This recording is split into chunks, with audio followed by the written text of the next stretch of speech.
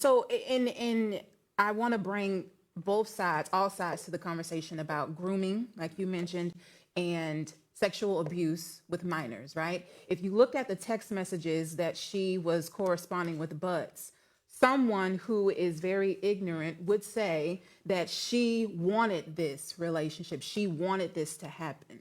But Natalia just brought up one of the things that she probably was in foster care or had to come in for some reason. So we actually don't know her background, how early on she was exposed to sex before her mind could even understand her own body. And at 14 or 13, you really don't understand your body. So yeah, maybe she is able to, text and sound a little bit more mature, but in her mind, she is not. And at the end of the day, he's the adult and he's responsible. I agree. And you hear cases all the time of kids within the foster and adoptive system where they come from they're over sexualized, they're overstimulated from sexual things, even within the kids among each other. Because I heard of a case of elementary students when they was catching them in the hallways doing stuff because they get exposed to it and their body feels good, but they, like you said, they're not mature enough to realize what's going on. So And a little bit off topic, but saying, on the same spectrum, that makes me think about how,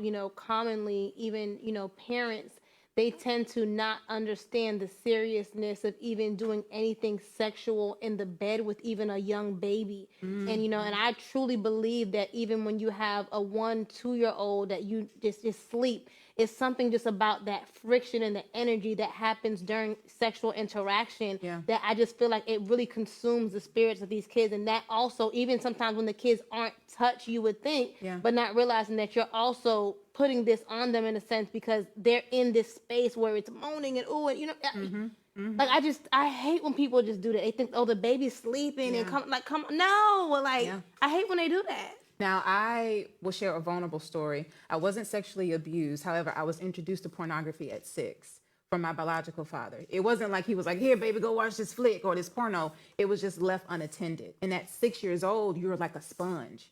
You soak up everything, you do everything, and you try to mimic what you see.